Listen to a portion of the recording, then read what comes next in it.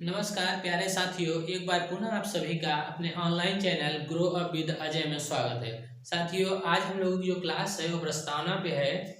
आज हम लोग प्रस्तावना के बारे में पूरा डिटेल देखेंगे। ठीक है, देखिए, प्रस्तावना की बात किया जाए तो इसे संविधान का एक दर्शन कहते हैं।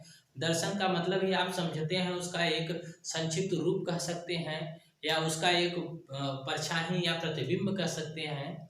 तो हमारे संविधान का अगर प्रतिबिंब या दर्शन की बात किया जाए तो प्रस्तावना को कहते हैं। ठीक है, अगर प्रस्तावना की बात किया जाए, आओ एक बार हम लोग देख लिए प्रस्तावना जो है। वैसे तो हम अगर भारत के नागरिक हैं तो प्रस्तावना हमें पता होना चाहिए। ठीक है, तो आइए प्रस्तावना हम लोग देखते हैं कि हम भारत के लोग भारत को एक संपूर्ण प्रभुत्व संपन्न समाजवाद पंथ निरपेक्ष लोकतंत्रात्मक गणराज्य बनाने के लिए उसके समस्त नागरिकों को सामाजिक आर्थिक राजनैतिक न्याय विचार अविवेक विश्वास धर्म उपासना की स्वतंत्रता प्रतिष्ठा एवं अवसर की समानता प्राप्त कराने के लिए तथा उन सब में व्यक्ति की गरिमा राष्ट्र की एकता अखंडता सुनिश्चित करने वाली बंधुता बढ़ाने के लिए दृढ़ संकल्पित होकर आज इस संविधान सभा के द्वारा 26 नवंबर 1949 मिति मार्ग शीर्ष शुक्ल सप्तमी संवत 2006 विक्रमी एतत् द्वारा इस संविधान को अंगीकृत अधिनियमित एवं आत्मार्पित करते हैं। हमारे प्रस्तावना था। देखिए साथियों, अगर प्रस्तावना पे बात किया जाए तो प्रस्तावना सर्वप्रथम आया कहाँ से, प्रस्तावना की उत्पत्ति कहाँ से हुई, प्रस्तावना कैसे आया हमारे संविधान में। तो देखिए, एक बार हम लोग चलते हैं संविधान की बैठक की तरफ। देखिए, जब संविधान का गठन हुआ था, हमारे संविधान सभा का गठन हुआ था, तो देखिए संविधान सभा का प्रथम बैठक जो था 9 दिसंबर 1946 को। ठीक है, इसमें डॉक्टर सच्चिदानंद सिन्हा, ठीक है, इन्हें अस्थायी अध्यक्ष बनाया गया था। संविधान सभा की प्रथम बैठक जो हमारी थी 9 दिसंबर 1946 को थी, जिसमें डॉक्टर सच्चिदानंद सिन्हा को अस्थायी अध्यक्ष नियुक्त किया गया था। उसके बाद हम लोग संविधान सभा की दूसरी बैठक 11 दिसंबर को होती है। संविधान सभा की दूसरी बैठक 11 दिसंबर 1946। इस दिन डॉक्टर राजेंद्र प्रसाद को संविधान सभा का ठीक है, डॉक्टर राजेंद्र प्रसाद को संविधान सभा का अस्थायी अध्यक्ष बनाया गया। उसके बाद अगर साथियों बात किया जाए, अगर 11 दिसंबर की बात किया जाए, संविधान सभा की जो बैठक की बात करें तो हम लोग 13 दिसंबर की बात करेंगे। ठीक है, देखिए 13 दिसंबर 1946 को बात करेंगे। अगर 13 दिसंबर 1946, ठीक है, 13 दिसंबर 1946 को पंडित जवाहरलाल नेहरू के द्वारा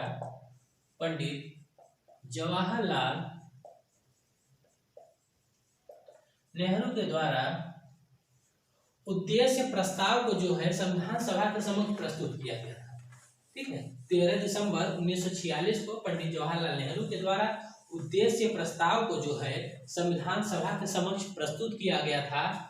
देखिए, अगर प्रस्तुत तो 13 दिसंबर 1946 को संविधान सभा के मतलब पंडित जवाहरलाल नेहरू जो है संविधान सभा के में उद्देश्य प्रस्ताव को 13 दिसंबर 1946 को प्रस्तुत कर दिए थे, जबकि संविधान सभा उसे एक्सेप्ट कब किया गया था तो 22 जनवरी 1947 को। ठीक है, अगर बात किया जाए हमारे उद्देश्य का या प्रस्तावना की बात किया जाए, उद्देश्य प्रस्ताव जो पंडित जवाहरलाल नेहरू 13 दिसंबर 1946 को संविधान सभा के समक्ष प्रस्तुत किए थे, उसे संविधान सभा के द्वारा 22 जनवरी 1947 को, ठीक है, 22 जनवरी 1947 को उसे स्वीकार किया गया था। ठीक है, अगर उसके बाद अगर बात किया जाए, अगर प्रस्तावना की आया कहाँ से। ठीक है, अगर प्रस्तावना की बात किया जाए कि हमारा जो प्रस्तावना है आया कहाँ से, तो देखिए साथियों, अगर बात करेंगे विश्व का सबसे पहला लिखित संविधान की तो किस देश का था, तो विश्व का सबसे पहला लिखित संविधान अमेरिका का था।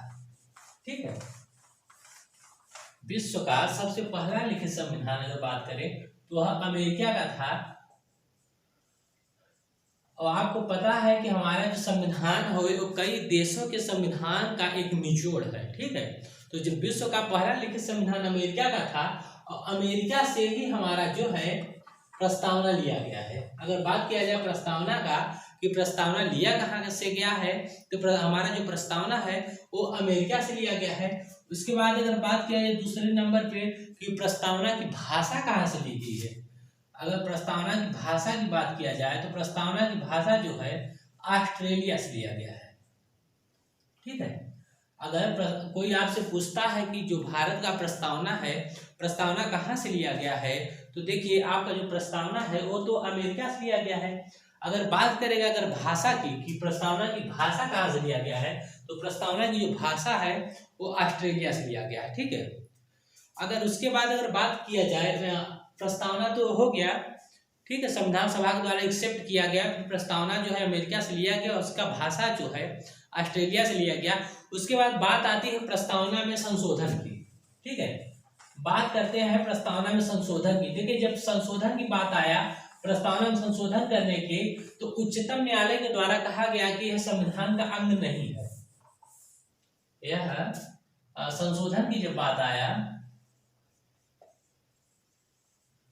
संशोधन का जब बात आया तो उच्चतम न्यायालय के द्वारा कहा गया, उच्चतम न्यायालय द्वारा कहा गया कि यह संविधान का अंग नहीं है, यह संविधान का अंग नहीं है। देखिए यह अगर संविधान का अंग नहीं है, उच्चतम न्यायालय के द्वारा कहा गया है, तो कोई तो वाद होगा ना, किसी वाद में तो कहा गया होगा कि यह संविधान का अंग नहीं है। तो आप बात करेंगे वेरुवादीवाद।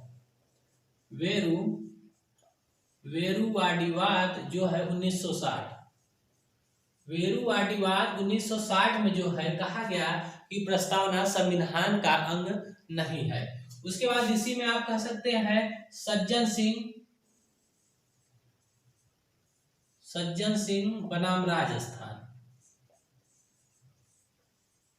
सज्जन सिंह बनाम राजस्थान 1965, इसमें भी कहा गया जो है कि प्रस्तावना जो है संविधान का अंग नहीं है।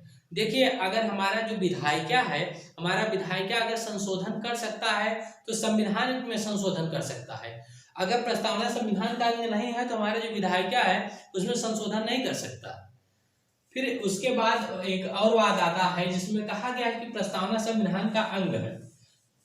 देखिए आप लोग साथ में लिखते चलिए, अगर आपको लग रहा है क्लास थोड़ा स्लो चल रहा है तो आप अपने मोबाइल के सेटिंग में जाके स्पीड थोड़ा बढ़ा लीजिएगा। अगर बात किया जाए कि प्रस्तावना संविधान का अंग है, संविधान का अंग है, अगर एक इस वाद में कहा गया था तो एक था केशवानंद भारती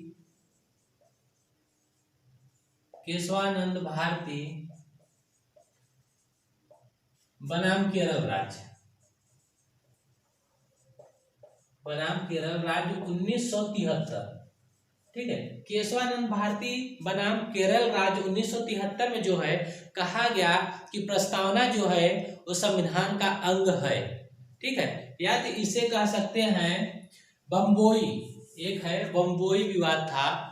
ठीक है, उस बम्बोई विवाद में भी कहा गया था कि प्रस्तावना जो है संविधान का अंग है। अगर साथियों अगर प्रस्तावना संविधान का अंग है तो मतलब कि विधायिका प्रस्तावना में संशोधन कर सकती है। ठीक है, अगर प्रस्तावना संविधान का अंग है इसका सीधा सा मतलब है कि विधायिका, देखिए विधायिका का मतलब आप लोग समझते होंगे, अगर देखिए आप नहीं समझते तो हम बता दें आपको, विधायिका का मतलब है हमारा जो दिल्ली में बैठते हैं संसद। ठीक है, विधायिका का अगर बात किया जाए, अगर देखिए आप कोई भी कानून अगर बनता है तो यार आपके विधान परिषद में बनता है, राज्य में या केंद्र में, दिल्ली में बनता है। दिल्ली में आपको पता ही होगा संसद में आते हैं राज्यसभा, लोकसभा और राष्ट्रपति आते हैं। 79 में आपका संसद आएगा, 80 में आपका राज्यसभा, 81 में लोकसभा और जो है 52 में आपके राष्ट्रपति आते हैं। ठीक है, देखिए अगर बात किया जाए, अगर हमारी बात हो गई कि प्रस्तावना जो है संविधान का अंग है। देखिए जब संविधान का अंग है तो इसमें संशोधन हुआ। ठीक है, तो हुआ संशोधन कौन सा, 42वां संविधान संशोधन, 42वां संविधान संशोधन 1976। ठीक है। देखिए 42वां संविधान संशोधन 1976 के द्वारा अगर बात किया जाए तो हमारे जो प्रस्तावना है, हमारे प्रस्तावना में 3 शब्द जोड़े गए थे, समाजवाद, पंथ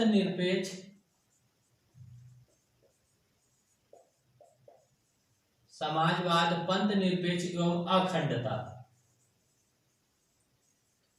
ठीक है, हमारे जो है प्रस्तावना में यही 3 शब्द जोड़े गए, समाजवाद, पंथ निरपेक्ष एवं अखंडता।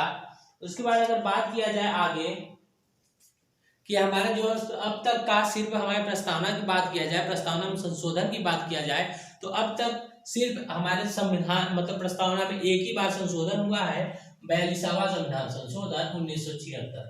ठीक है, अब तक मात्र एक ही बार संशोधन हुआ है जिसमें 3 शब्द जोड़े गए, समाजवाद, पंथ निरपेक्ष और अखंडता। ठीक है, उसके बाद साथियों अगर बात किया जाए आत्मा या कुंजी का, तो किसे जो इससे की बात किया जाए कि अगर प्रस्तावना की बात करूं मैं कि प्रस्तावना को कौन संविधान की आत्मा कहा था, या किस वाक्य में कहा गया था प्रस्तावना संविधान की आत्मा है, या तो बात करें हम अनुच्छेद 32 की कि किसके अनुसार अनुच्छेद 32 संविधान की आत्मा है, या तो बात करूं मैं मौलिक अधिकार की भाग 3 की बात करूं कि किसके अनुसार भाग 3 को संविधान की आत्मा कहा गया था, तो आप ऊपर लिख सकते हैं आत्मा या कुंजी,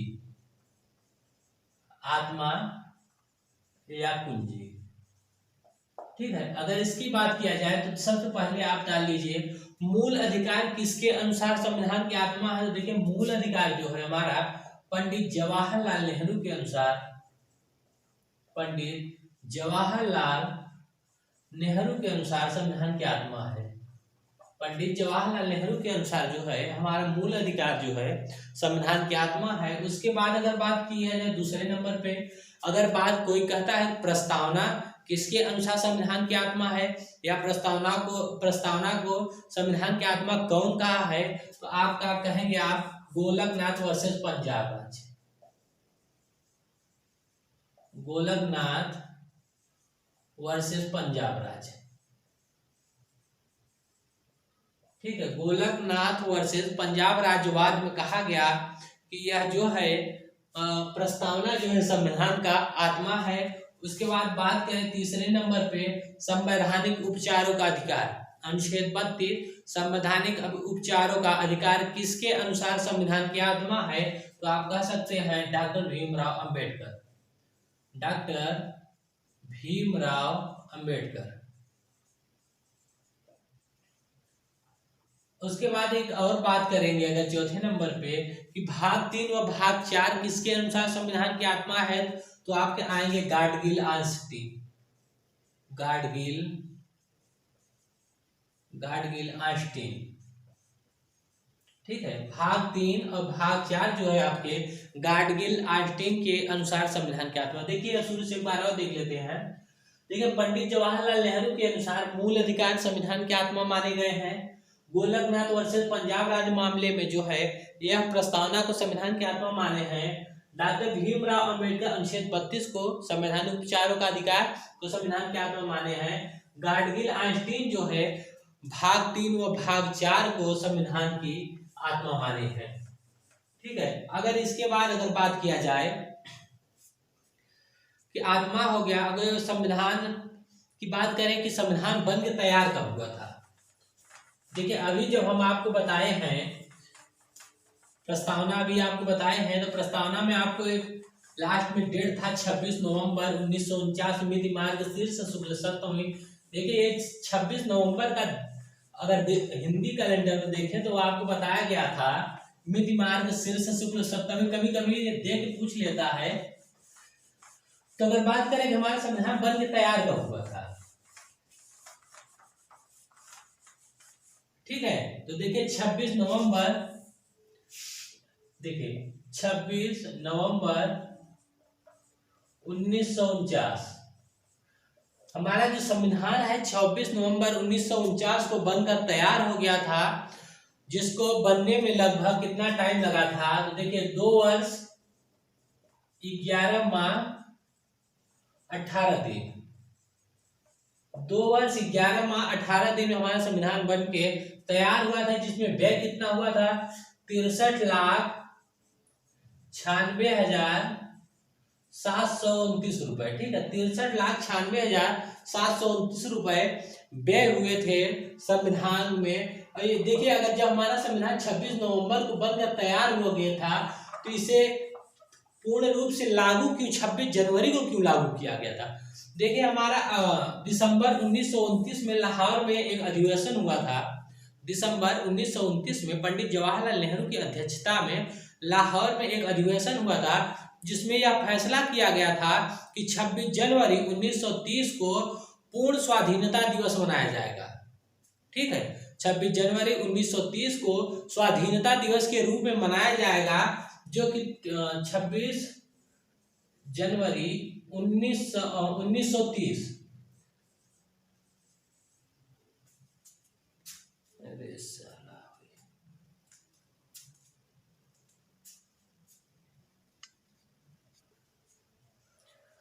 ठीक है, देखिए जैसे कि आपको पता है ना कि 26 जनवरी 1930 को जो है स्वाधीनता सर्वप्रथम जो है स्वाधीनता दिवस मनाने की जो निर्णय लिया गया था पंडित जवाहरलाल नेहरू लाहौर अधिवेशन 1929 में। ठीक है, इसी वजह से जो है हमारा जो संविधान 26 नवंबर 1949 को बनकर तैयार हुआ था, तो एक विशेष दिन के तहत इसे पूर्ण रूप से लागू जो है किया गया 26 जनवरी 1950 को। ठीक है, 2 महीना इसीलिए संविधान को पूर्ण रूप से लागू नहीं किया गया, इसी वजह से, क्योंकि 26 नवंबर एक विशेष दिन के रूप में मनाना चाहते थे कि 26 जनवरी 1930 को जो है सर्वप्रथम मनाया गया था, और उसी दिन हमारा जो संविधान है पूर्ण रूप से लागू हो। इसीलिए 26 नवंबर 1949 का हमारा संविधान बनकर तैयार हुआ, तो उस दिन इसे लागू ना करके 26 जनवरी 1950 को लागू किया गया था। देखिए, जैसे कि आपको बताया गया था कि 9 दिसंबर 1946 को संविधान सभा प्रथम बैठक हुई थी। तो इसी में आपसे पूछा जाए कि संविधान सभा की आखिरी बैठक कब हुई थी? अगर आखिरी बैठक की बात किया जाएगा तो 24 जनवरी 1950 को। संविधान सभा की आखिरी बैठक की बात किया जाए तो 24 जनवरी 1950 को संविधान सभा की आखिरी बैठक की बात किया जाएगा। देखिए, 24 जनवरी को हुई राष्ट्रगान एवं राष्ट्रगीत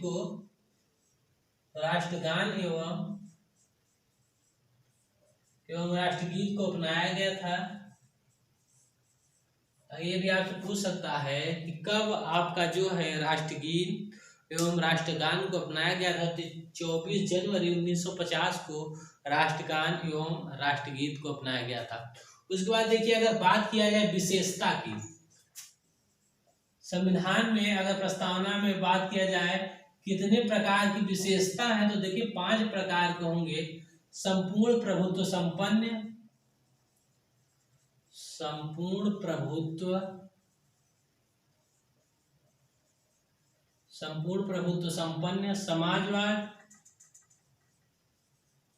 समाजवाद, पंथ निरपेक्ष,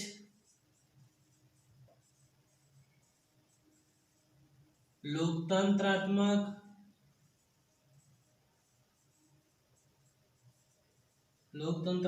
गणराज्य। ठीक है, अगर प्रस्तावना संविधान में बात करें कि कितने प्रकार की विशेषता है, तो देखिए 5 प्रकार की। संपूर्ण प्रभुत्व संपन्न, समाजवाद, पंथ निरपेक्ष, लोकतंत्रात्मक, गणराज्य।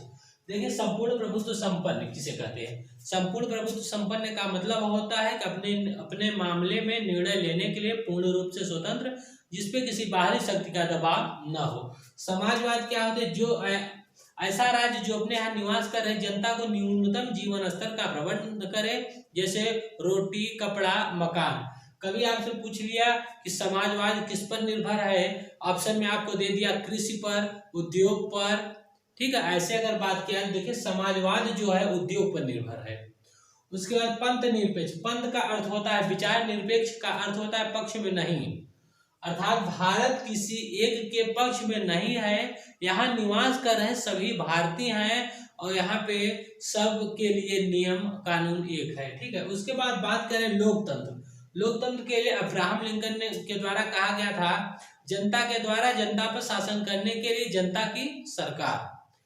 लोकतंत्र का एक परिभाषा दिए थे, जनता के द्वारा जनता पर शासन करने के लिए जनता की सरकार, अब्राहम लिंकन के द्वारा किया गया था। गणराज्य, गणराज्य का मतलब होता है ऐसा राज्य जिसका एक राष्ट्राध्यक्ष होता है और राष्ट्राध्यक्ष का पद जो है वंशानुगति न चलता हो, उसे क्या कहते हैं, गणराज्य करते हैं। उसके बाद अगर बात किया जाए कि हमारे प्रस्तावना कितने प्रकार के न्याय है, ठीक है, यहाँ अगर बात किया जाए न्याय की, ठीक है, अगर न्याय की बात किया जाए तो न्याय कितने प्रकार के हैं, 3 प्रकार के, सामाजिक,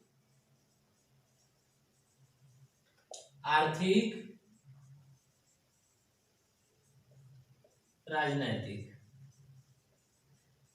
अगर बात किया जाए कि प्रस्तावना में कितने प्रकार के न्याय हैं, तो देखिए 3 प्रकार के न्याय हैं, सामाजिक, आर्थिक और राजनैतिक। ठीक है, उसके बाद अगर बात किया जाए कितने प्रकार की स्वतंत्रता है, तो देखिए 5 प्रकार की स्वतंत्रता है, जो कि विचार, अभिव्यक्ति, विश्वास, धर्म, उपासना, ये 5 प्रकार की स्वतंत्रता है। उसके बाद पूछे कितने प्रकार की समानता है, तो देखिए 2 प्रकार की समानता है, प्रतिष्ठा एवं अवसर की समानता।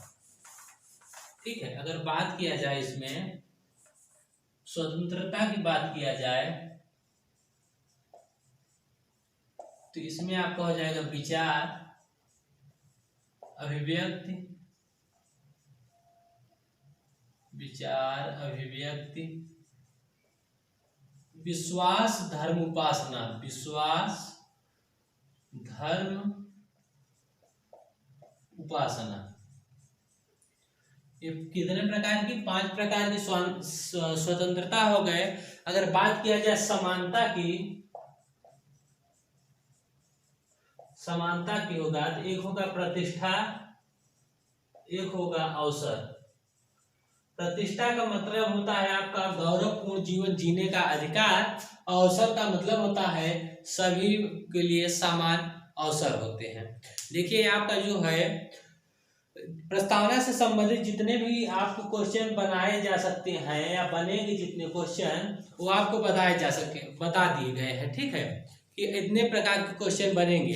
प्रस्तावना कब लागू हुआ था, कहाँ से लिया गया, प्रस्तावना की भाषा कहाँ से ली गई है, इसमें कितने प्रकार की विशेषता है, इसमें कितने प्रकार की स्वतंत्रता है, कितने प्रकार के न्याय है, कितने प्रकार की समानताएं हैं। ठीक है, उसके बाद संविधान लागू कब किया गया था, हमारा जो प्रस्तावना था संविधान, पूरा प्रस्तावना आपको बता दिया गया है। देखिए एक चीज और इसमें आपको, देखिए बहुत छोटी सी बात जान लीजिए कि अगर अब तक का सबसे बड़ा खंडपीठ की अगर बात किया जाए, खंडपीठ का मतलब होता है जो, अगर जज की बात किया जाए, मुख्य न्यायाधीश, जैसे कि सिंगल बेंच होता है, डबल बेंच होता है, कि कई न्यायाधीश मिलकर किसी भी अगर फैसला करें किसी केस में, तो अगर बात किया जाए अब तक के सबसे बड़ा खंडपीठ की बात किया जाए, आपका होगा केशवानंद भारती वर्सेस केरल राज्य, जिसमें अगर टोटल न्यायाधीशों की बात किया जाए उसमें टोटल 13 न्यायाधीश थे। टोटल 13 न्यायाधीश जो थे आपके केशवानंद भारती वर्सेस केरल राज्य में। अगर उसी में दूसरे नंबर पे बात किया जाए तो दूसरे नंबर पे सबसे बड़ी खंडपीठ की अगर बात किया जाए, आपके थे गोलकनाथ वर्सेस पंजाब राज्य में, जिसमें 11 न्यायाधीश थे। ठीक है, तो आपका जो प्रस्तावना की जो क्लास थी हमारी, पूरी अच्छी तरह से और पूरा विस्तार से आपको बताया गया है कम समय में। ठीक है, इसको आपको कम समय में पूरा डिटेल दिया गया है और बहुत अच्छी तरह से समझाया गया है। उम्मीद करते हैं कि आपको अच्छे से समझ में आया होगा। यदि आपको कहीं भी दिक्कत होती है तो आप कमेंट बॉक्स में अपना विचार रख सकते हैं। आपको कहाँ पे नहीं समझ में आया है वो हम आपको दोबारा अगली क्लास में समझाएंगे। ठीक है, तो अगली क्लास जो हमारी होगी भाग 1 का होगा। भाग 1 जो हमारा आपका है भारत एवं संघ क्षेत्र। ठीक है, तो आप सभी लोगों को बने रहने के लिए धन्यवाद, बहुत बहुत धन्यवाद आप सभी का। नमस्कार।